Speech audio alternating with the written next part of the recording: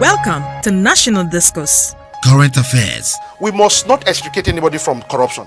If any one of them is found wanting, the due course and the law must take its course. Nation building. Administration is slightly different from the last one in the fight against corruption. We need to really task our leaders, who are the religious leaders, from the emir, from the bishops, from whoever they can. Some of our village markets, there are people, they call them in Hausa Nakama. They are like Agberu in the markets. Whatever anything is not useful to you is not important to you. Politics. What happened in Benue might be political. It still has an undertone, not political, dated way back. If you follow history. It's interactive. Not part of Nigeria. Okay. And it will not be good for us. When they gather their people, they tell them, these Hausa people are your enemies. When the Hausas gather together, they tell them, these Igbo people are your enemies. When the Yoruba people gather together, they say the same thing. Who are we? We are just from the background. And today we are here in TSTV. And that is why we must propagate our own. National Discourse. Weekdays on NCTV.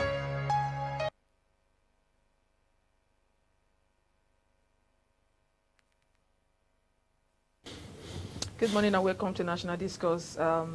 Today, beautiful Thursday morning. And today we are looking at the legal perspective of Nigerian polity, or the Nigerian politics, the legal angle of it. And I have someone in the studio with me who will do justice to this. But before then, we'll go for a short break, and when we come back, we introduce him. I still remain Uche Uduma. Please stay with us. Welcome to National Discourse. Current affairs. We must not extricate anybody from corruption. If any one of them is found wanting, the due course and the law must take its course. Nation building. Administration is slightly different from the last one in the fight against corruption. We need to really task our leaders, who are the religious leaders, from the emir, from the bishops, from whoever they can. Some of our village markets, there are people, they call them in Hausa Nakama. They are like Agberu in the markets. Whatever anything is not useful to you is not important to you. Politics.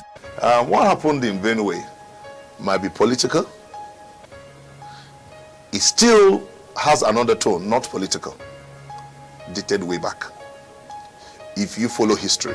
It's interactive. Not part of Nigeria. Okay. And it will not be good for us. When they gather their people, they tell them, these Hausa people are your enemies. When the Hausas gather together, they tell them, these Igbo people are your enemies. When the Yoruba people gather together, they say the same thing. Who are we? We are just from the background. And today we are here in TSTV. And that is why we must propagate our own. National Discourse. Weekdays on NCTV.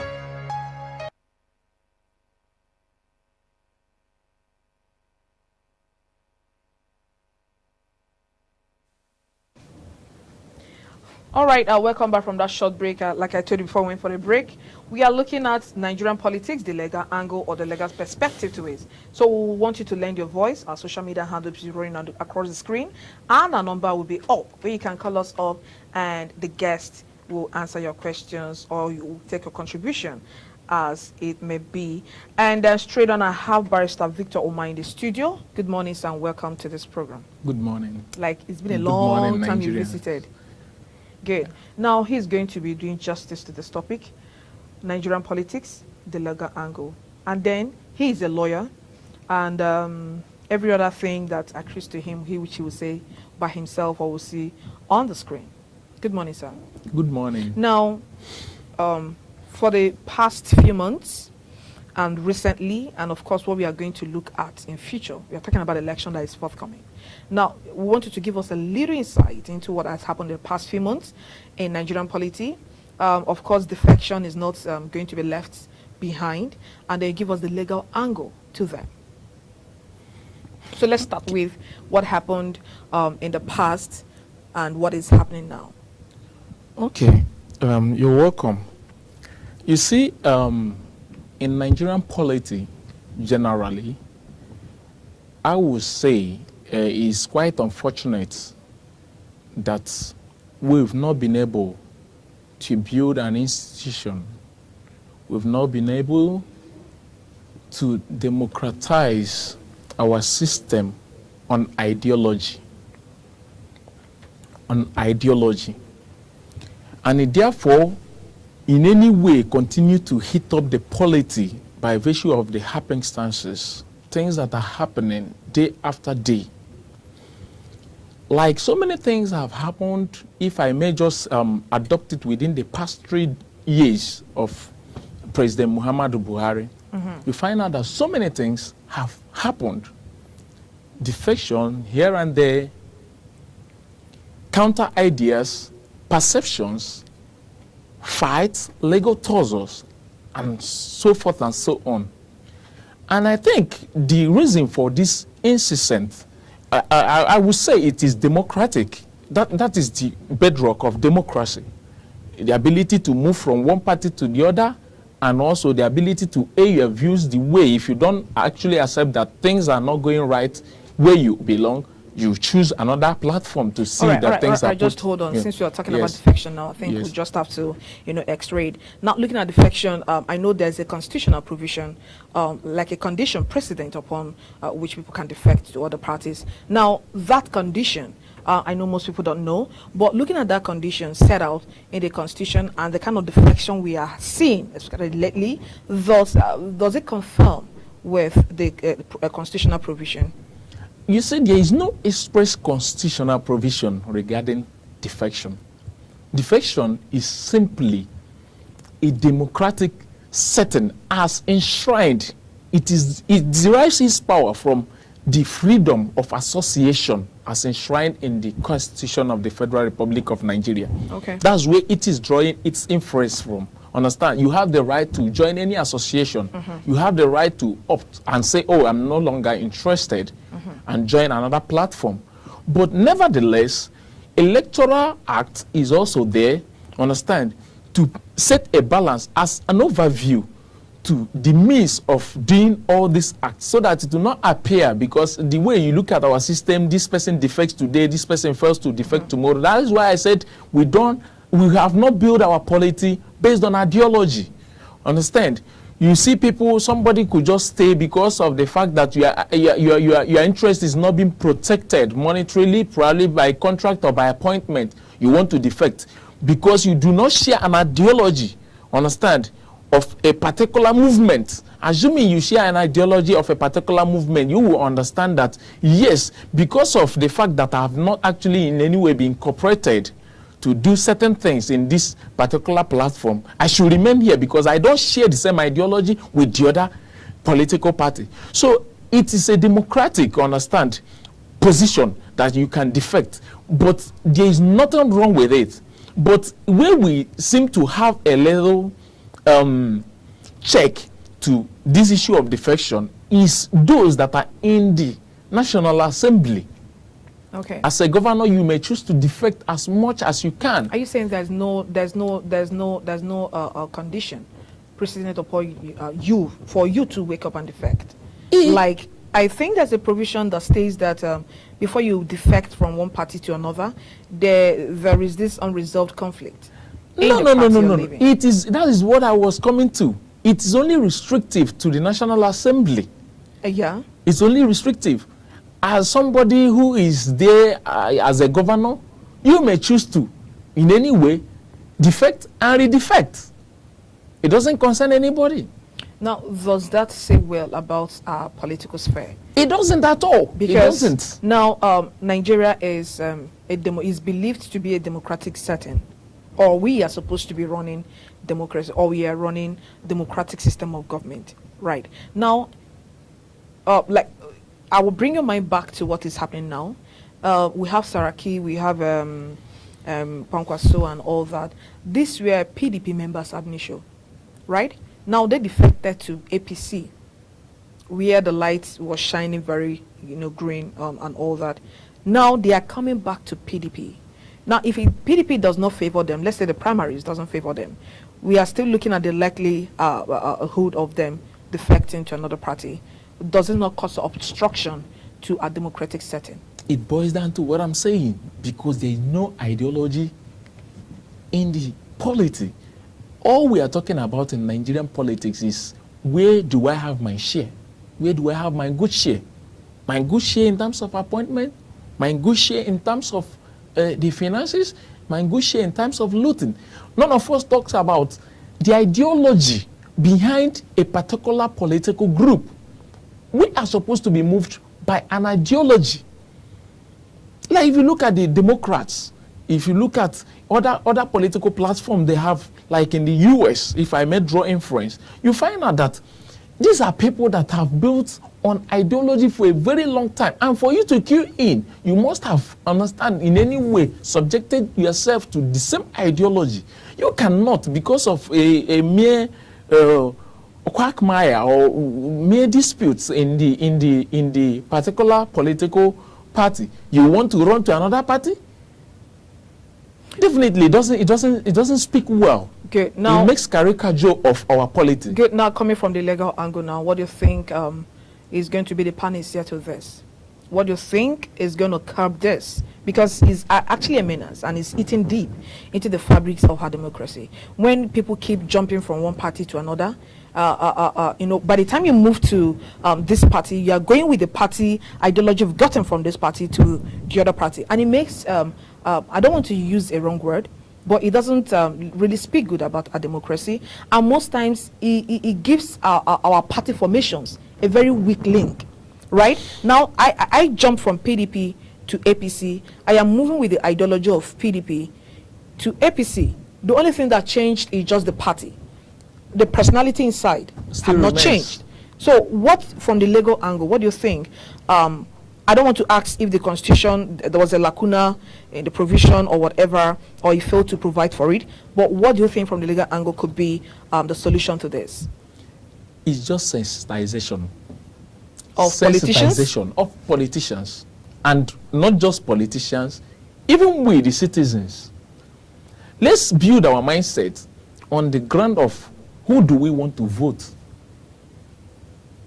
How do we see this person? How do we see this person? Is this person competent?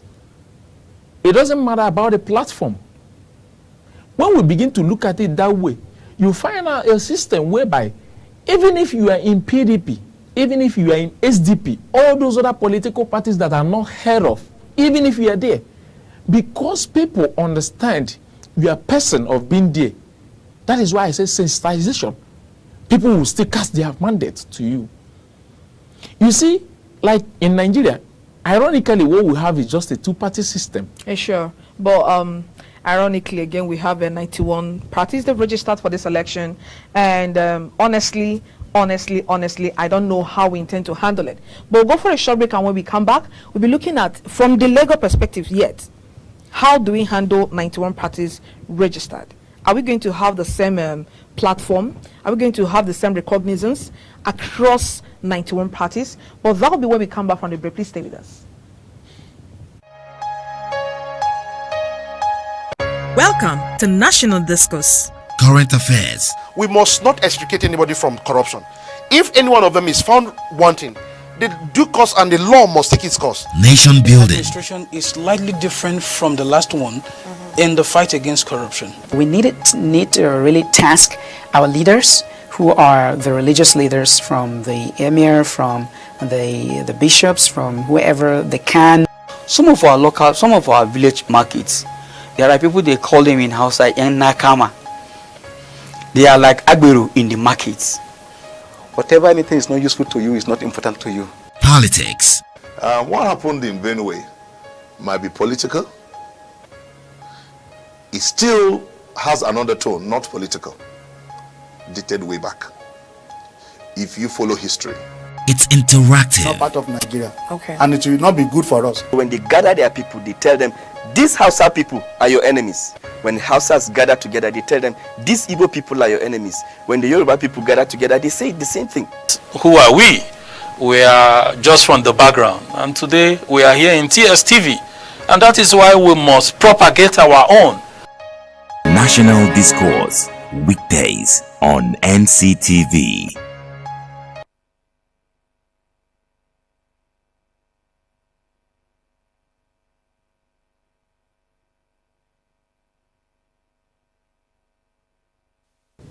All right, welcome back, and we are still dealing with the issue of defection, and I still have Barrister Victor Ma with me in the studio, trying to help us extract this for those of us that do not understand what defection really means and what the effect of defection in our Nigerian polity. So, sir, you can just continue from where you stopped.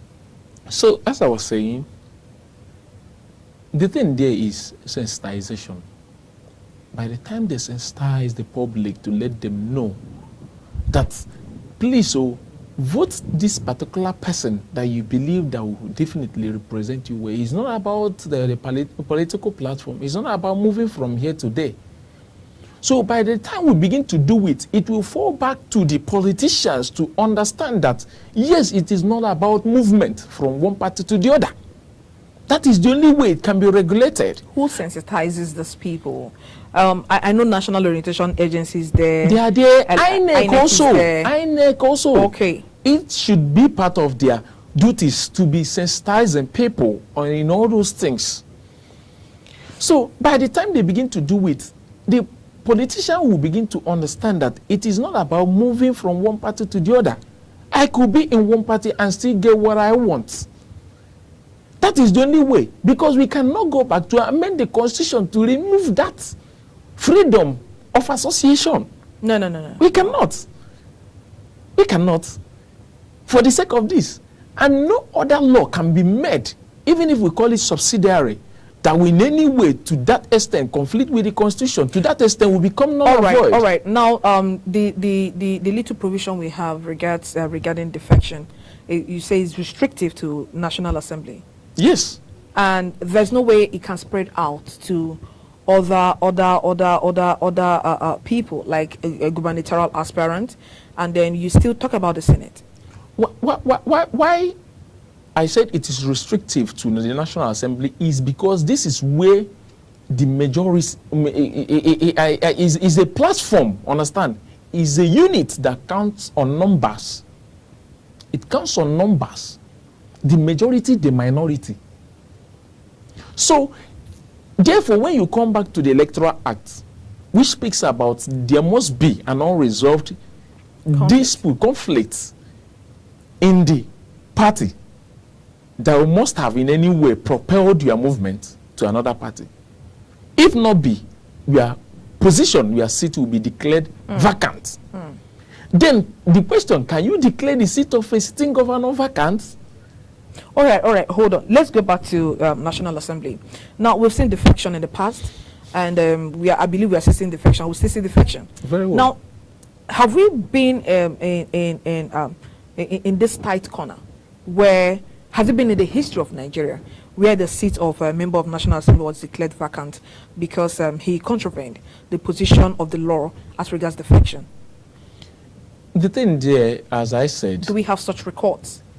We do not have. Because most times we just believe that we do laws not are just made and we don't have compliance. We do not have. The reason, I must actually say, our judiciary has not actually been set out in a way that there are certain issues which should be handled with, will I say, with utmost attention. With utmost attention. Like, for example, we have several numbers of cases that has actually been instituted with the intent of declaring a particular position of the member of the National Assembly vacant. But at the end... Is it at the end or once it gets to the judiciary? What I mean at the end, at the end, you find that case suffering. Why? What suffering. Is the reason? That is the reason. We're just trying to look at the legal perspective. That is why I said our legal system has not been structured in a way to look at certain issues with a full attention, with the intent of establishing justice within a very minute period. Like, for example, most of these things, most of these issues, when it gets to court, you see the learned six, the senior advocate of Nigeria, coming to canvass arguments, to raise applications from one court to the other. from one court to the other. And that causes delay. At the end, delay will frustrate it. Delay will frustrate. At the end, nobody will even want to, instead of you focusing on what people have actually elected you for, which is the good representation, then you begin to fall and start chasing a shadow of a different thing, which is not what you are meant to be. So that is where the problem lies. At the end, you find out 4 years, 5 years, 6 years. Then you ask yourself, what makes up a tenure? So these are the things. So some of them, when they look at it, the political party, they will say, oh, let just better be. Let it just be. Let's go ahead to see how we can incite others, to see how we can lead them and woo them across on our own path and nothing else. No time to go to court. So you're trying to agree with the populace that majority of the problem lies with the judiciary? It does not lie with the judiciary. The judiciary, from the explanation you've been giving us now, it does not lie on the judiciary, because I said that the system, it is the system. Which of the system? Not the democratic system? No, it is the system. I mean, the kind of structure we have in the country. Like what I mean by the structure. When you go to court, for example, there are certain, ordinarily, all these electoral matters are issues that are not supposed to be going to the general courts.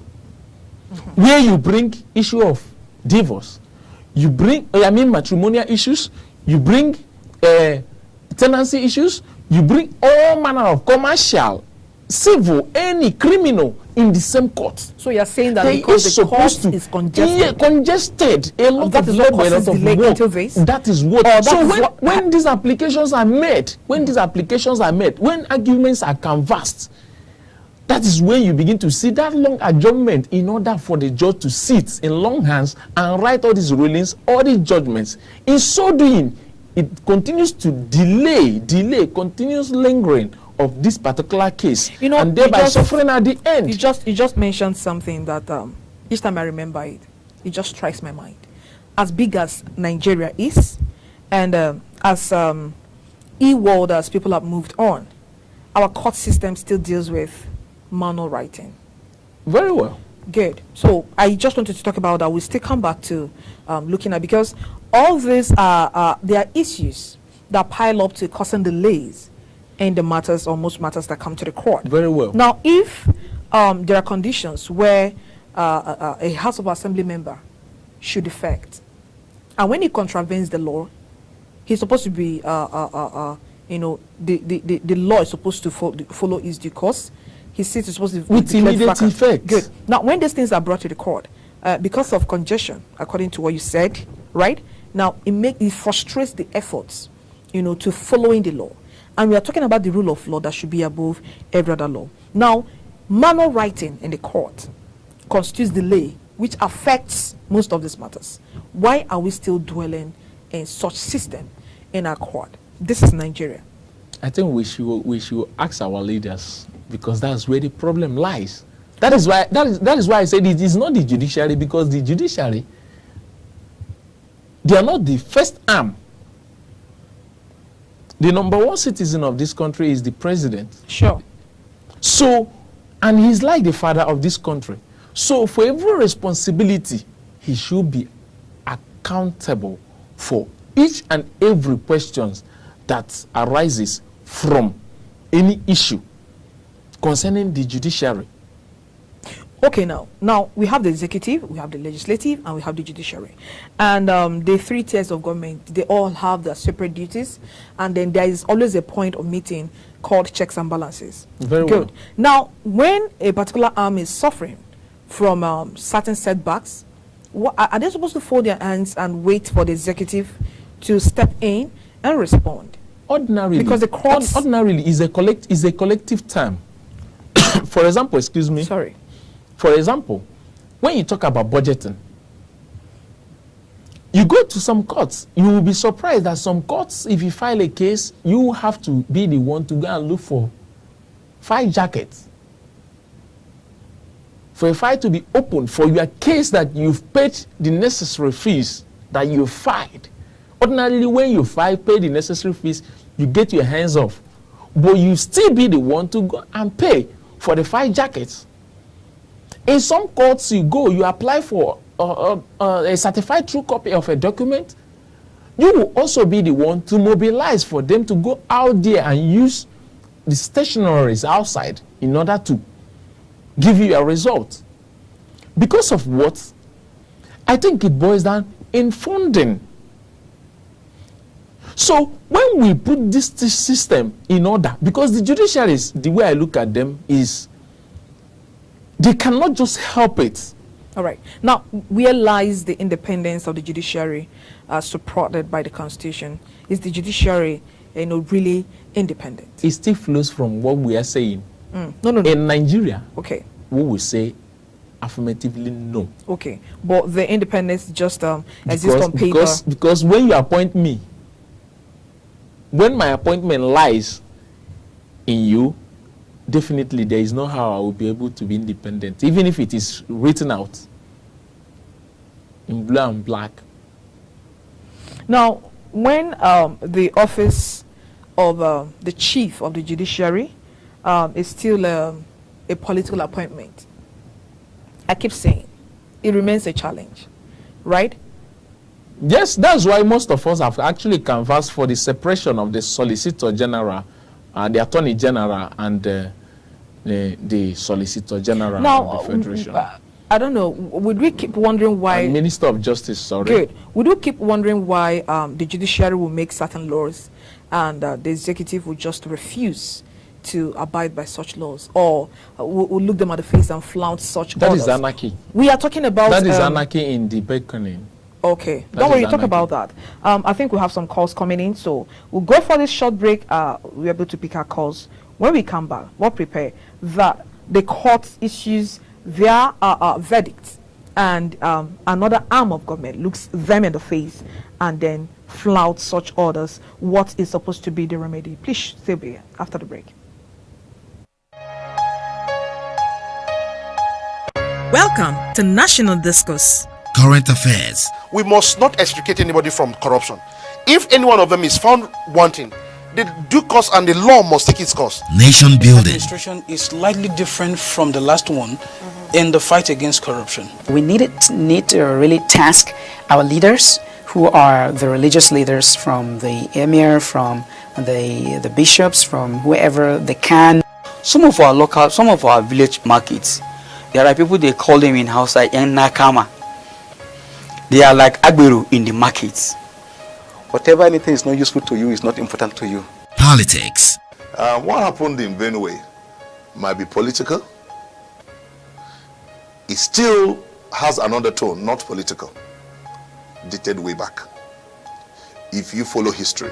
It's interactive. Not part of Nigeria. Okay. And it will not be good for us. When they gather their people, they tell them, these Hausa people are your enemies. When Hausas gather together, they tell them, these Igbo people are your enemies. When the Yoruba people gather together, they say the same thing. Who are we? We are just from the background. And today we are here in TSTV. And that is why we must propagate our own. National Discourse. Weekdays on NCTV.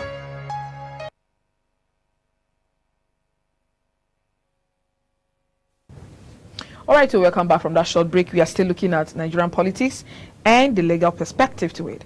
And from defection, we actually went into a matter that affects the judicial arm of government.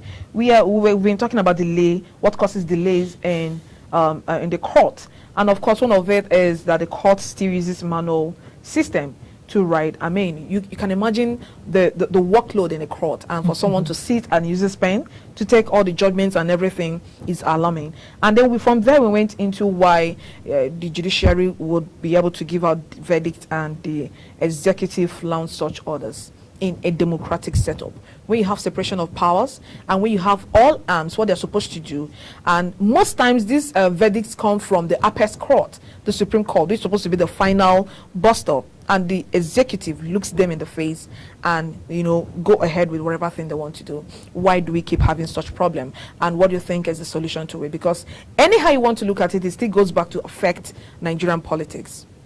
Very well. I think there was a statement you made that most times these verdicts come from the apex court. it does not matter the court.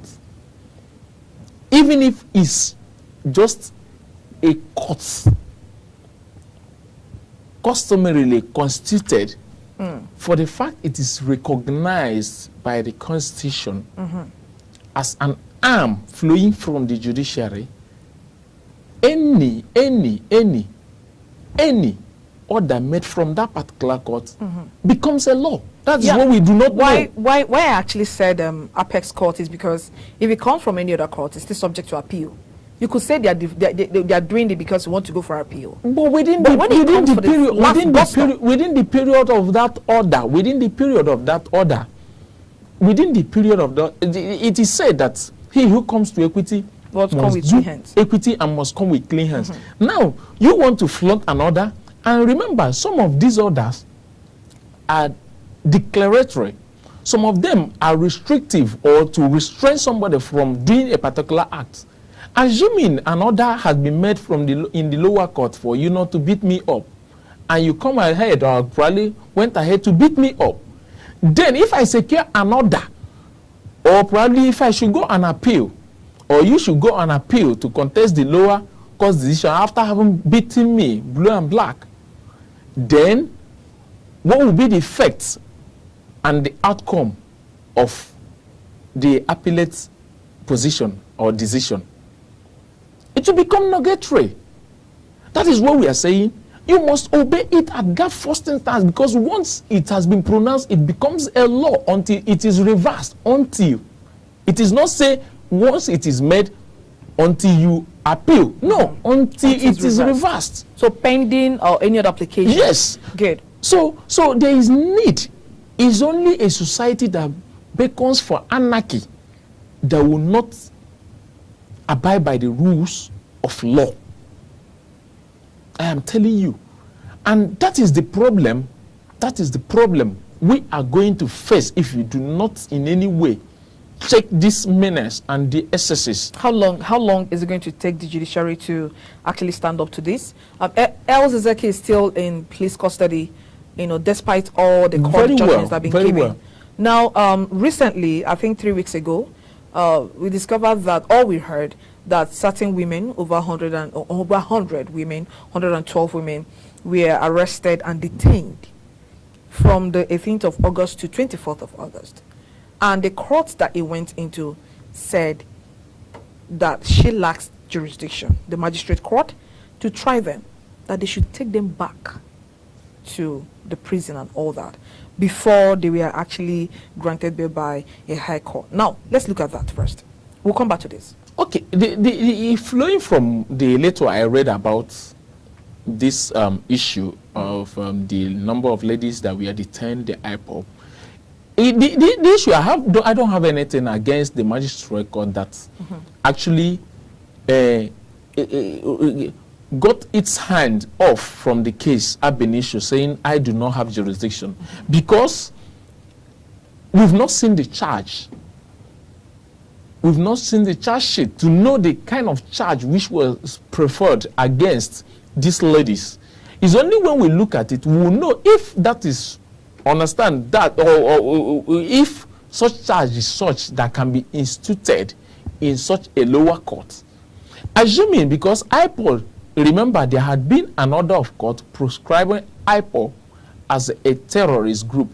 Then you now ask yourself, assuming somebody participates, understand, in the activities of IPOL, would that person be charged or on issue of terrorism? If that person is charged on issue of terrorism, does magistrate have the power to entertain cases bordering on terrorism? And the answer is no. The question is, why were they taken to magistrate court? Are you trying to tell me that the police does not know the court that have jurisdiction and the court that don't have jurisdiction, or it's just an intentional effort to keep these women under custody? Everything is possible in this country. Nothing is impossible in this nation. Because we cannot read their intent, but you can see so many incompetence speaking aloud in the system. So many incompetence. So I may not still doubt if somebody or the police could have taken these people to the magistrate, knowing fully well that magistrate does not have the jurisdiction. It is possible. Okay, it's now, possible. These are most of the issues that are happening in our polity. I'm still bringing you back to why judiciary will make laws and nobody obey it. Now, the question is, what's the judicial arm of government doing about this? Now, you is supposed to be last hope of the common man, right? Yeah. Good.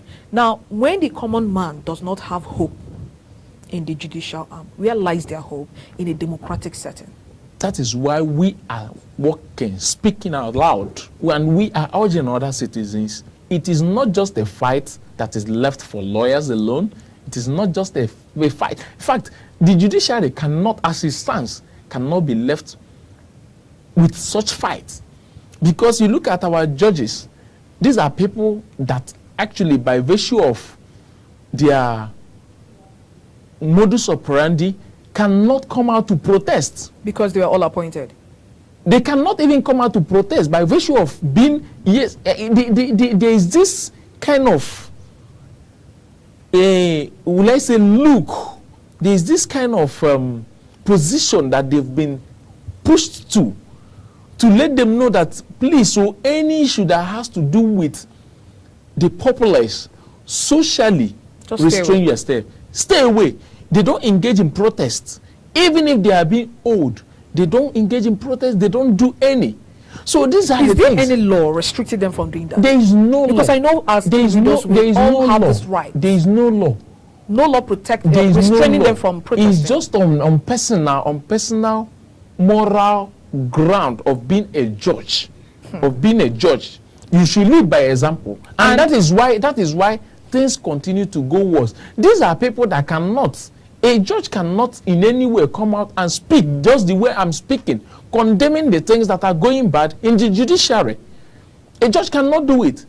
And now, that is why we are beckoning on everybody, all the citizens, please, let's put our hands together, because since we said this is the last hope of a common man, then why can't we get together as commoners to fight for this particular position? Let the judiciary be made independent. Forget about how it has been written out and saying, talking about the independency on the arms of government. It's not there. But actually, it is not there.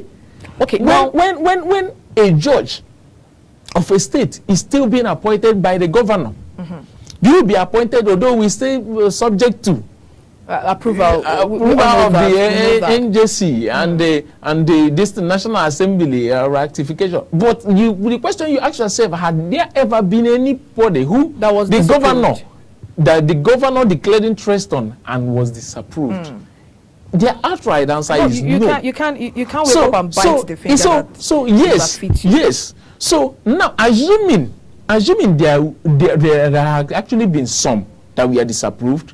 The question there is that those that we approved, could you appoint me as a judge and tomorrow you have your matter before me? Oh, by the way, we say nemo judes in cassesua. You can be a judge in your own case, but you cannot appoint me as a judge and tomorrow your case will be before me. I will disobey you. Then I will disobey you. I want to play according to your role. And at the end, even if I make a contrary order, by virtue of that fiduciary which has been existing that led to you appointing me as a judge, definitely you may have the cause also to flaunt the order made by Victor, because you believe he's not ordinary Victor that you helped out yesterday. That's sitting down here discussing with me. All right. Remember, our number is on the screen. You can call. Sorry, we couldn't pick some calls that have entered into our phone because of some reasons. So you can call up now and lend your voice in this, and of course put a question across to Barrister Victor. He'll be here to attend to it. Now, looking at the whole of this, I don't want to ask again if there is lacuna in our law. No. Now, what is the way forward? Is there no way that there could be an amendment or an addendum or something that will bring up a law, restricting the executive or any other arm of government from flouting the laws of the court, flouting the laws coming from the judicial arm of government? You see, that is why I said our polity is not built on ideology. If I may borrow leave from South Africa, there is this Senator Malema, Julius Malema. Julius Malema single-handedly led to the impeachment, to the resignation or impeachment rather of Jacob Zuma. I remembered one video, if I was on one of the videos on YouTube that I watched, where their president Jacob Zuma sitting as a sitting president, he was invited before the parliament. When he got, Malema stood and said, Zuma cannot speak in these hollow chambers. The reason being that he is not holy, and that particular chambers is meant for holy people. That he has flaunted an order of court. He has violated laws, and for that reason, he cannot speak there. That he should be walked out. And he insisted and stood on it. He refused for over 30 minutes. He was pleaded. In fact, at the time, the Senate president was joined on the same issue when she tried to intervene on behalf of Jacob Zuma as being the president or probably number 3 of the arm of government of the nation, number 3 citizen of the government. Then Malema said, no, it's because you've been compromised. And at the end, it was that same force that led to where these people are today. So the problem we have is the fact that the legislature has actually left that which belongs to the judiciary for the judiciary. That check is no longer there. There is no how a court could have made an order and Mr. President will look at the court and flaunt the order, and after flaunting it, the legislature will just keep quiet. They will not summon him. No. They will not summon him. They will not propose for his impeachment. They will not do anything, understand, to sanction, to cause a deterrent from other people now from doing it. I want to remind you that even the legislature or legislative arm of government, they've been having their own unfair share of our own democratic setup. Let's remember that a few weeks ago, some lawmakers were restrained from entering into their office. Let's remember again that some months ago, the symbol of authority of Nigerian democracy, the mess, was stolen from the legislative National Assembly. So look at all this. You are talking about them coming out to speak up for the judiciary. What happens to their own caucus? What happens to the legislative arm of government? What is going on there? That is where this checks and balances speaks loud. That is where it speaks loud. Assuming they do intervene when it has to do with the judiciary. So when is their matter? The judiciary when is their matter? Then they will run back to the judiciary. What are you alleging we're practicing? Like, how do they put that in broken? Do me, I do you, or something? Like, the judicial arm of government could just sit and then watch things go wrong, because when it was their turn, they never came up to say anything or support them. Not just that. Not just that, because you remember the judiciary, they are not Father Christmas. It's only when you get to them, when you go to them, when you seek for a redress, that they will give you a redress. So how does the legislative arm of government operate? The legislative arm is actually a process whereby what they see in the system is what they speak out. Okay. That's what they canvass on. That is what they treat. No other thing. No other thing. And make laws. Because whatever they pronounce in that chamber becomes law. That is where they see to canvass the day-to-day running of this particular nation. But the judiciary is not that way. You must have to approach. They don't sit, you just approach them to say, please, look at this thing. That is why their own is the interpretation. You cannot go to say, please, look at this thing, interpret it for me, is it right? Without them intervening. So it's only when you run to them for that difficulty that they will be able to come in. But the legislature, they make the law. They make it. So when they look at something that is not going right, they will be the one to sit and say, please, let's make a law to prevent this thing by their pronouncement. That is how it is. I know the executives, their duty is to execute the law when it has been made. But they still forget that when these laws are made, understand, sometimes they be the one to flaunt it, because most of us have not really have that at the back of our mind that the judgment of the court is a law. Is it that they don't know, or they need to be reminded, or what? For the records, you're still practicing democracy. It is crystal clear that there's separation of powers, and it's crystal clear that these arms, they have their different duties. Forget about checks and balances is on one side. Very well. So are you saying that the executive arm of government needs to be reminded on daily basis? Or are you saying that at the point that the courts, pronounces judgments, they will add it in the judgment that executive, please, can you please obey this? Are you saying they don't know? They know. Because they flout these orders. They know. Are you saying they don't know that because these orders are supposed to be followed? We don't hold them responsible to account for their acts. That is where the problem lies. That was why. And how do we hold them? It's only from the Hmm. legislature. That's what I'm saying. That is where we have our representatives. I have a representative who is like my mouthpiece there in the National Assembly. So for whatever that goes wrong, he should be able to speak the mind of the people he's representing. So they are representing us. So when these people flaunt these orders, it is their duty to call them. Please come. Mr. President, why did you do that? Why did you do this? Then I make the necessary pronouncement to deter others from so doing it. It's so pathetic where we found ourselves in, that different arms of government would no longer be able to, do their duties. The principle of separation of power and checks and balances, I see it dropping down in our democracy. I'm not going to ask you how we can curb it, because it's been happening. It's been happening. Election is fast approaching. Next year is election. Now, we have 91 parties for now that have registered for this election. And it's very unfortunate our time is not on our side to deal with this, extensively. Now we have 91 parties that have registered for now. We don't know whether other parties will still register. And looking at the modus operandi of most of these parties, you discover that even the nomination form is very high.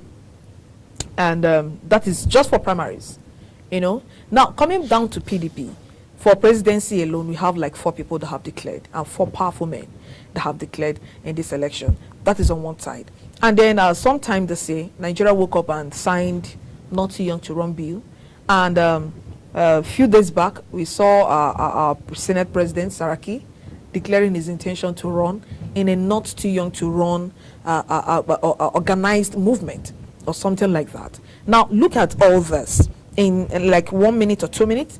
Give us a view of it and what we are supposed to expect from the legal perspective towards next year's election. The thing there is that you see the way it is actually laughable.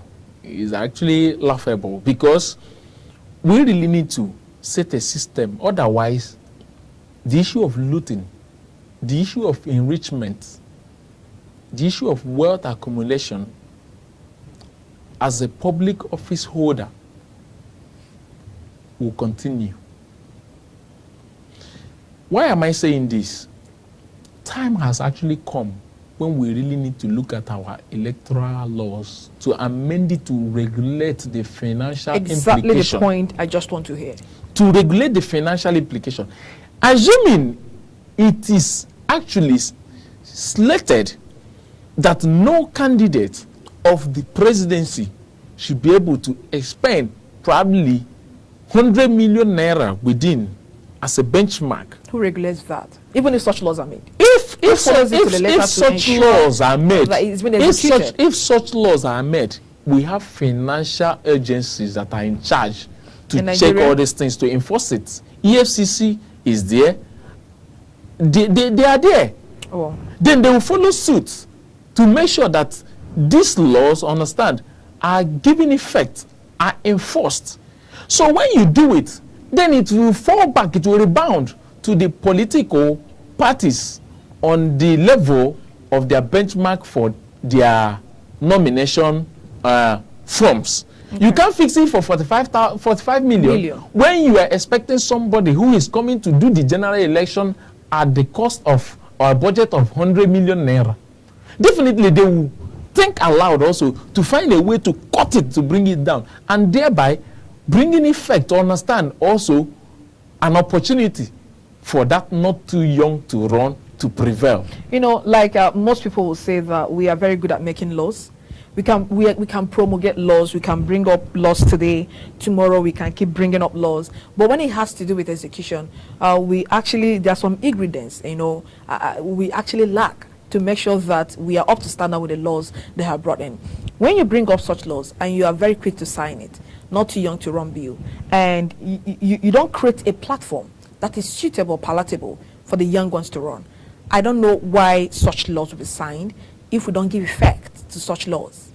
But we just have a minute to go, Barrister Victor.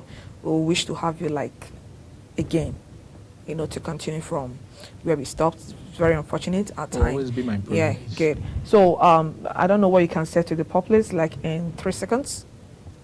All I just have to say is 2019 is fast approaching.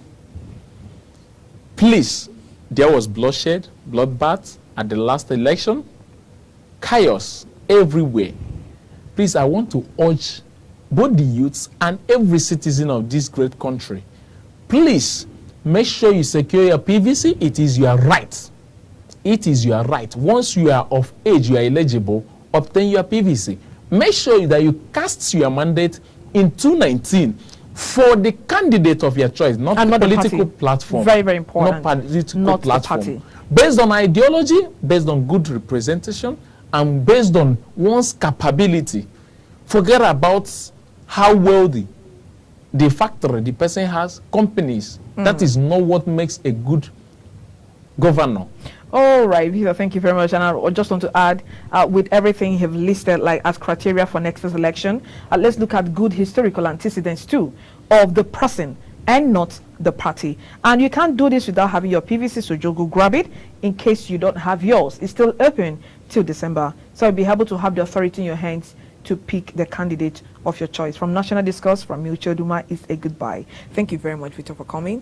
Hook up again for tomorrow. Sorry, unable to pick your calls today.